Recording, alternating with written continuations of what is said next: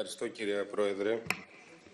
Κύριε Υπουργέ, κύριοι συνάδελφοι, όλοι δεχόμαστε και παραδεχόμαστε ότι το νομοσχέδιο για τον εξαδικαστικό συμβιβασμό το περιμένει πώς και πώς η αγορά. Όμως, κύριε Υπουργέ, είναι κάποιοι που το περιμένουν περισσότερο από τους άλλους. Είναι κάποιοι που έχουν υπερχρεωθεί και βρίσκονται σε δινή θέση και περιμένουν με μεγάλη αγωνία. Ποιοι είναι αυτοί? Η Νέα Δημοκρατία και το Πασόκ. Χρωστάνε από 200 εκατομμύρια στις τράπεζες και ο ίδιος αντιπρόεδρος είχε πει να μπούμε στον νόμο Κατσέλη ή να διαγραφούνε. Θα περίμενα λοιπόν από το να απορρίπτουν με τα βδελιγμίες και να λένε όχι βέβαια στο νομοσχέδιο, να φέρουν καμιά τροπολογία που να λένε εκτός από τις επιχειρήσεις να μπουν και τα πολιτικά κόμματα. Αλλά όχι στην πλάτη των μικρομεσαίων επιχειρηματιών και της αγοράς που περιμένει πώς και πώς να δείχνουν αυτή τη στάση. Δείχνουν μία ίηση, δηλαδή δεν μου άρεσε καθόλου πραγματικά το ύφος της ηγήτριας της κυρίας Μπακογιάννη που είπε όχι βέβαια, δείχνουν μία ίηση γιατί χθες μας κάναν μαθήματα τι είναι η ίαση.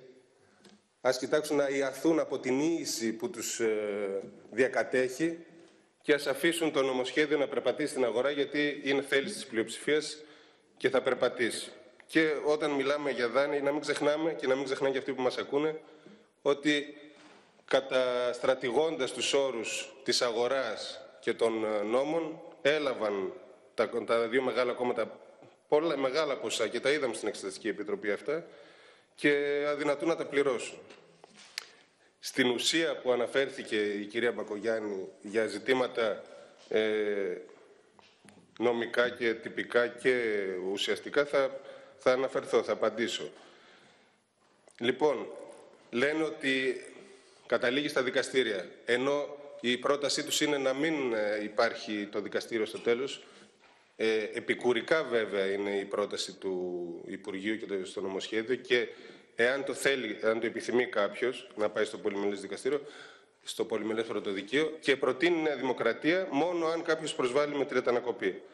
Η πρόταση τους οδηγεί σε πολύ μεγαλύτερη καθυστέρηση. Ας το καταλάβουν και οι ίδιοι αυτό και οι επιχειρηματίες που μας ακούν. Γιατί δύο περιπτώσεις υπάρχουν. Είτε να συμφωνούν όλοι στην συμφωνία, οπότε δεν πάει είτε με τη δικιά μας πρόταση είτε με τις Νέες Δημοκρατίες, δεν πάει η υπόθεση στο δικαστήριο, τελειώνει εκεί πέρα και ξεκινάει η ισχύς της συμφωνίας, είτε να διαφωνεί κάποιος. Αν διαφωνεί κάποιος στο πολυμελές πρωτοδικείο, και αυτό δεν είναι όλα τα δικαστήρια το ίδιο, αυτό ας το καταλάβουν οι αγαπητοί συνάδελφοι της αντιπολίτευσης. Άλλο τα ειρηνοδικεία που έχουν επιφορτιστεί με τον νόμο Κατσέλη και είναι φορτωμένα, άλλο τα πολυμελή πρωτοδικεία που με την μεγάλη αύξηση της δοσηδικίας, του ορίου δηλαδή της αρμοδιότητας του πολυμελούς πρωτοδικαίου, έχουν αδειάσει τα πινάκια και γι' αυτό έγινε και η επιλογή για τα πολυμελή πρωτοδικαία συγκεκριμένα.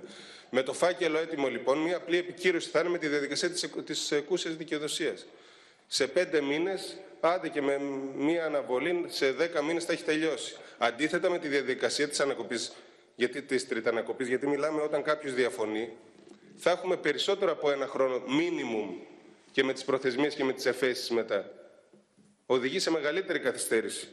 Και χώρια σε αυτό που αναφέρθηκε ο κύριος Υπουργός και αποτελεί πραγματικά προσβολή της δικαιικής τάξης, να δεσμεύεται ένα μέρος χωρίς να έχει συμμετάσχει στη συμφωνία και να έχει περάσει η προθεσμία της τριτανακοπής, γιατί δεν θα ξαναειδοποιηθεί ο ίδιος, και να δεσμεύεται από μια συμφωνία που κάποιες πτυχές αυτής της συμφωνίας θα είναι σε βάρος του. Επίσης αναφέρεται η σύγκριση με τον νόμο Κατσέλη. Το παρόν νομοσχέδιο, το είπε και ο κύριος Υπουργός, οι πληρωμές αρχίζουν να γίνονται κατευθείαν μετά την συμφωνία. Αλλά και ο νόμος Κατσέλη, μην το δαιμονοποιούμε. Έχει γίνει έτσι ώστε από την υποβολή της αίτησης, αμέσως μετά την υποβολή της αίτησης, λίγους μήνες μετά έως την δικάσιμο, εκδικάζονται ασφαλιστικά μέτρα τα οποία αποφασίζουν πόσο θα πληρώνει ο υπερχρεωμένος δανειολήπτης. Και μάλιστα ορίζεται από το δικαστήριο σε 1 χρόνο ξανά επικύρωση. Δηλαδή, έλα να σε δώσει 1 χρόνο, έλα να σε δώσει 6 μήνες. Παραμένεις άνεργος, παραμένεις πτωχός, έχεις αποκτήσει εισοδήματα κτλ.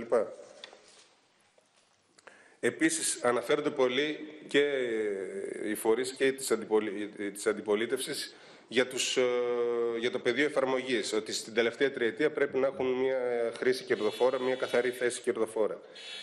Και η κυρία Μπακογιάννη αναφέρθηκε να πάμε πίσω σε μια πενταετία, σε μια επταετία, γιατί για να έχουν μια ευκαιρία. Την έχουν, το ξέρουν ότι την έχουν οι επιχειρηματίες.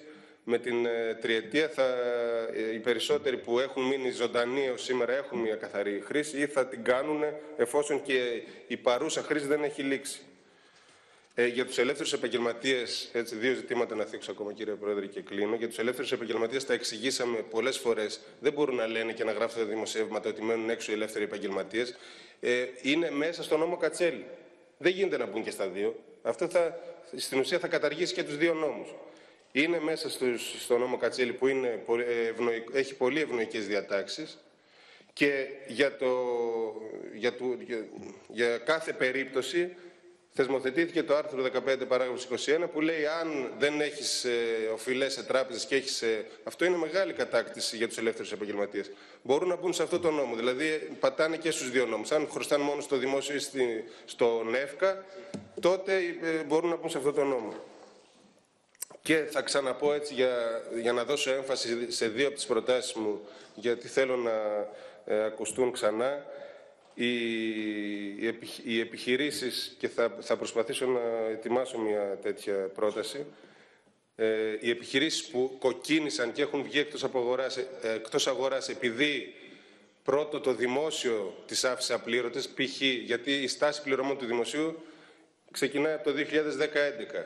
Για συμβάσεις, για έργα, για μελέτες που έχουν κάνει που ήταν υγιέστατες επιχειρήσεις και δεν τις πλήρωσε το δημόσιο και τις έκανε να βγουν εκτός αγοράς, θα πρέπει να βρούμε έναν τρόπο να τις εντάξουμε αυτές, όπως και να πιέσουμε το τραπεζικό σύστημα ώστε να δώσει μπόνους στους καλοπληρωτές.